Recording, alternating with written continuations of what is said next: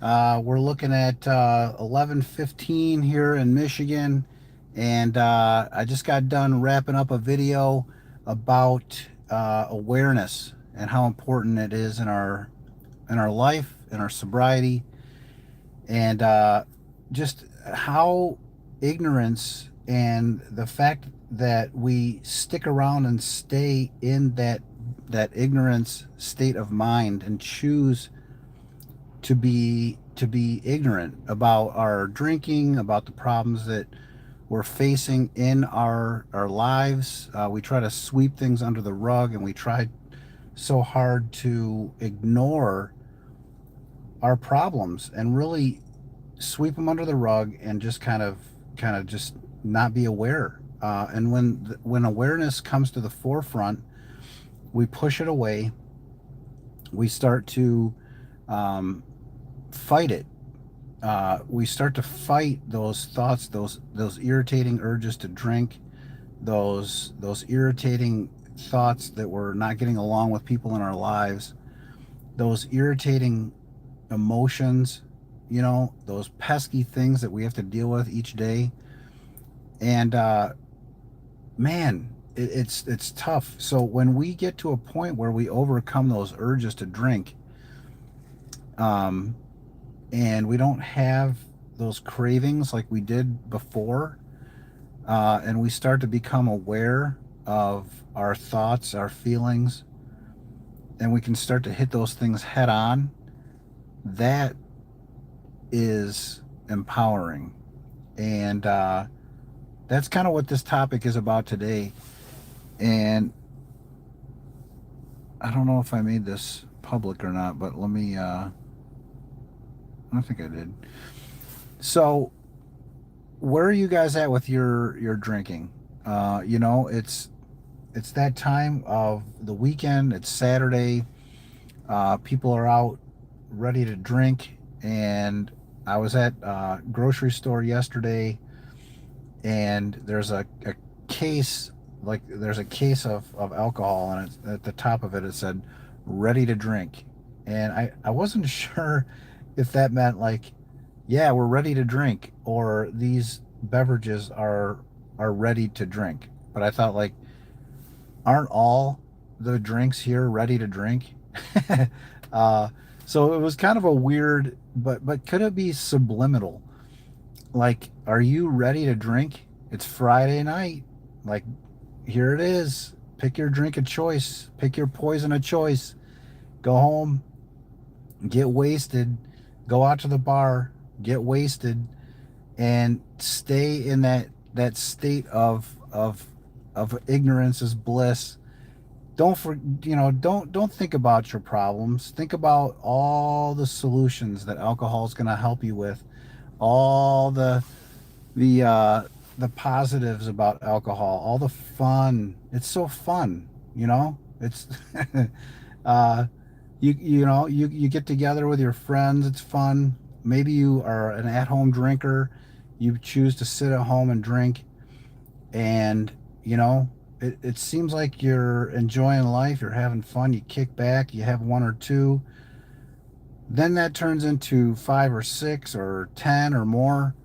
You start to black out. You start to feel like you're kind of like losing yourself, and that's kind of what we're going for a lot of times, right? We're trying to escape what we're really feeling. We're trying to escape, the tough stresses in our life, the things we have to deal with family, or um, responsibilities, or work.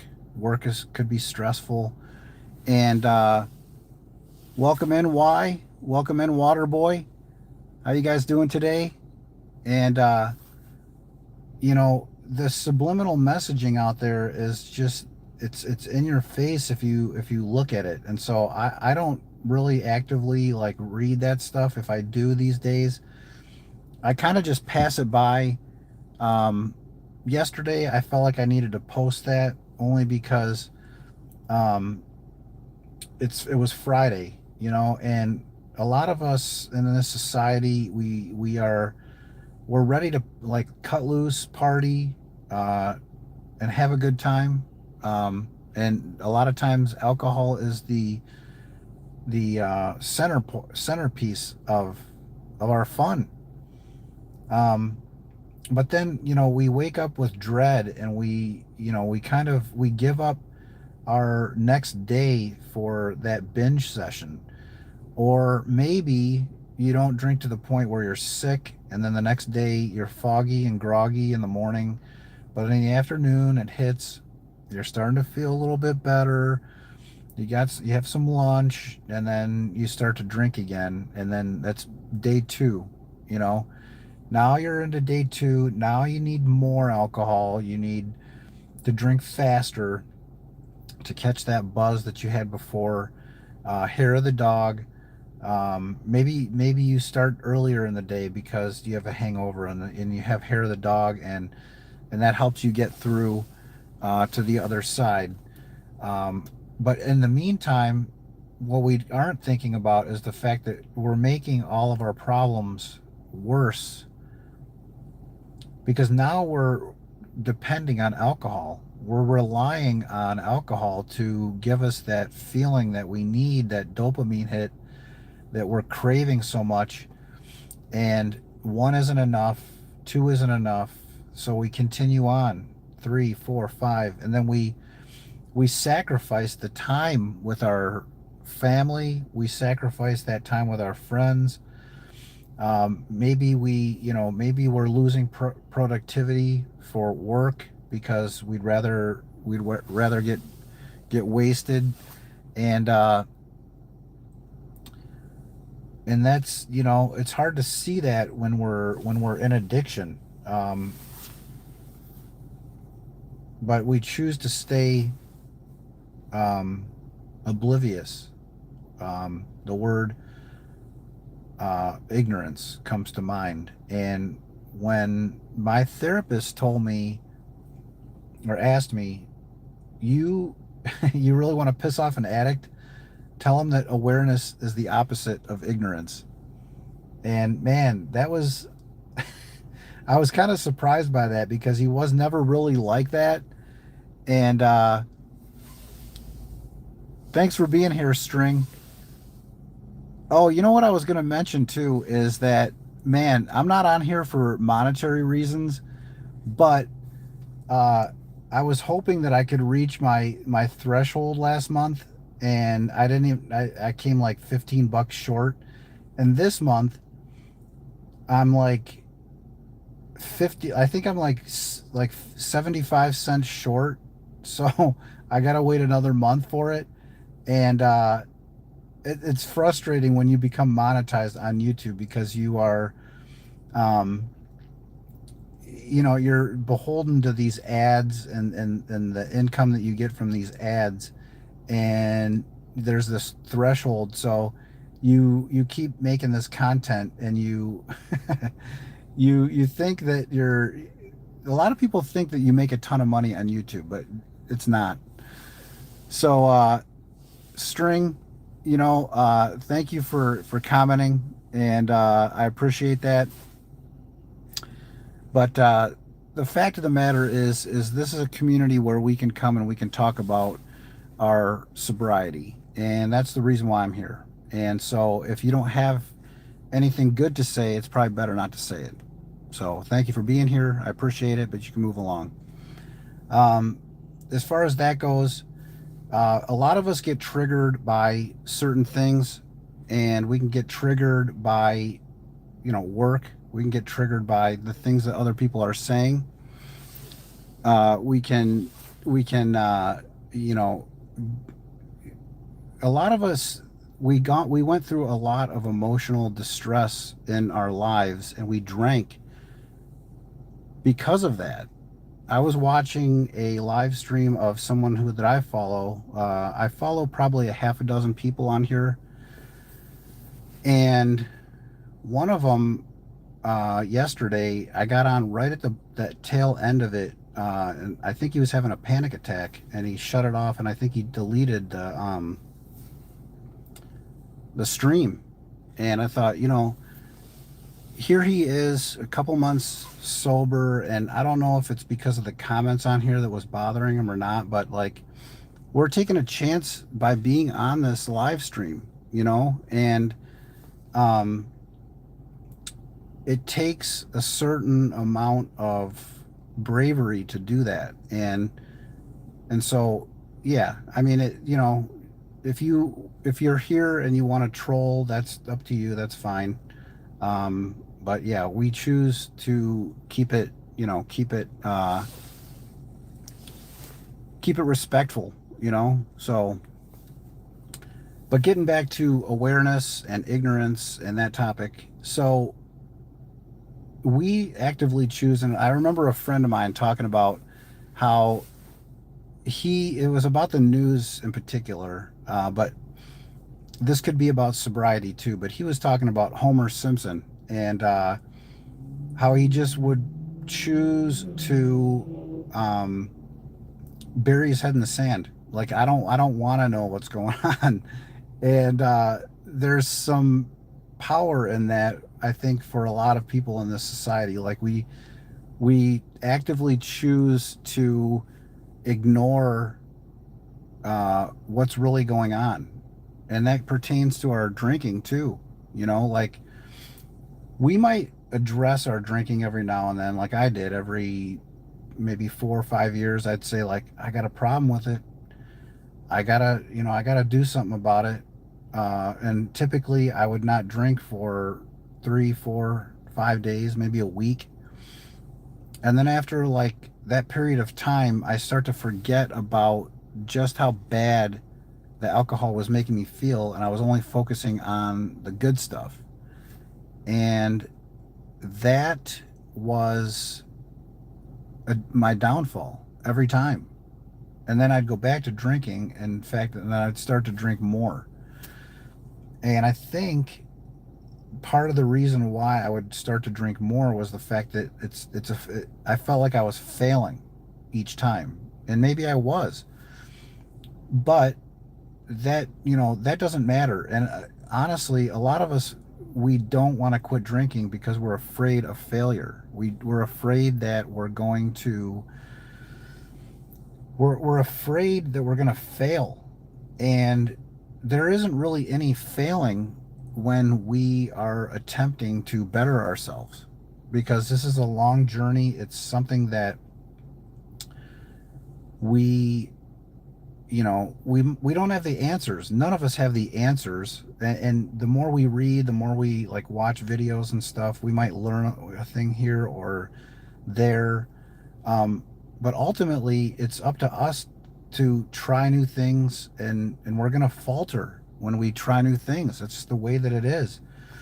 And so that is something that is worth kind of looking into, and once we become aware of that, we're able to replace the urges to drink with things that we actually enjoy doing. uh, we're able to. Goblin, you can go ahead and move along. Thanks for stopping in. um, we're able to actually fill our days with things that bring us true sustained joy, uh, which alcohol is not. Alcohol is a known carcinogen. It's something that is insidious, that you cannot see while you're drinking, and especially while you're addicted. And the only way out of it is to start to question your relationship with alcohol and the role that alcohol plays in your life. That's the only way. Uh, I was a drinker for 27 years. I get it. Like, I thought I was having a good time. I thought that it was solving my problems. I thought that it was um, the cure all. I thought that it was the best.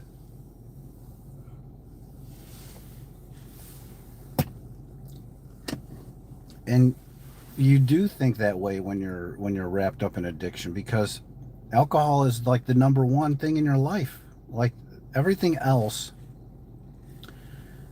in your life good or bad, takes a back seat to alcohol. And if that's the case, then that's an issue. And that's not going to change unless you want it to change. No amount of anything that anybody's going to say, including me, is going to be able to change your mind on that. This has to be something that you want for yourself, and something that may come in time. Like for me, it came in time. I was 42 years old when I quit drinking.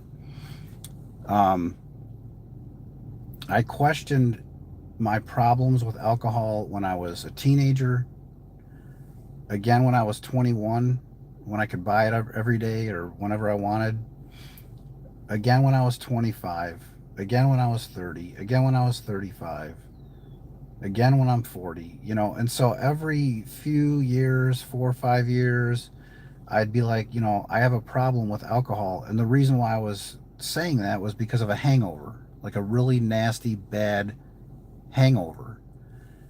I was never wanting to quit on a day that I was sober the day before. I was never wanting to quit when I was on top of my game. I was feeling good and feeling great. I was always wanting to quit or questioning my relationship with alcohol when I felt like complete ass. That's when I would question alcohol. Um,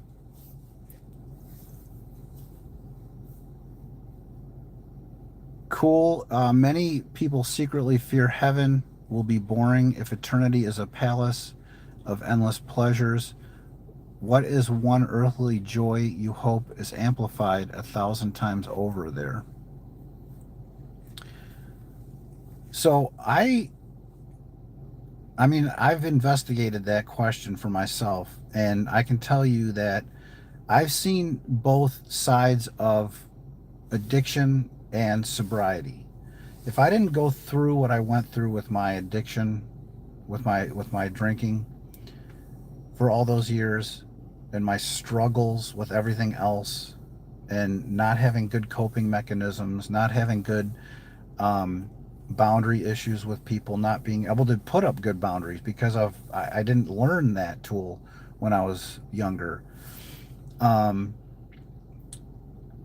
that was something that I had to go through. And once I was able to get alcohol free, now I can see the beauty of what life was supposed to look like had I not turned to alcohol. But I did turn to alcohol. So now I can see the depths of despair that addiction creates in people. I know what it created for myself. And now I can see the beauty in everything. And even when there's tough things going on and tough times, because let's face it, like you say, the world it's a tough place.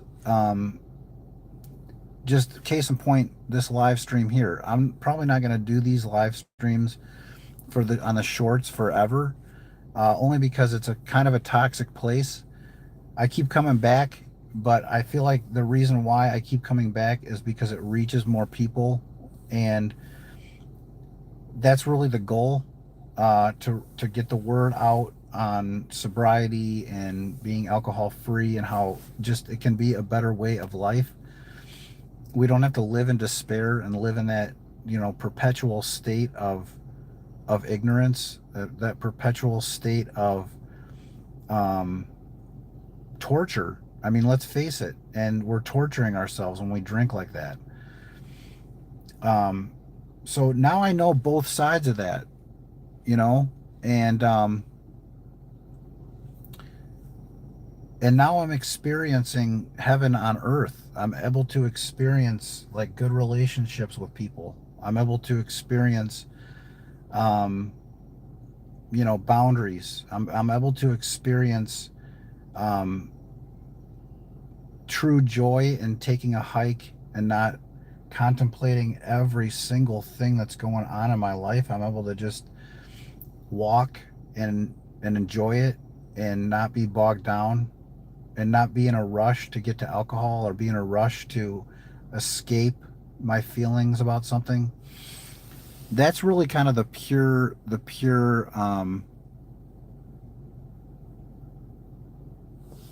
So 1,000 times over, I would probably say that living life as your true authentic self would be something that I would love to see 1,000 times over.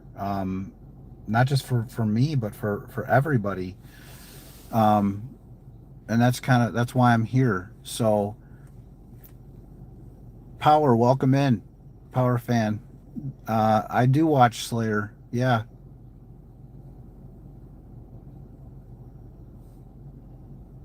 yeah. And I tuned in yesterday on his live stream, and I tuned in right when he shut it off. I heard him breathing deeply, and then he shut it off, and then I think he deleted it. So I hope he's doing okay. I sent him a message on his channel. I'm hoping I hear back from him.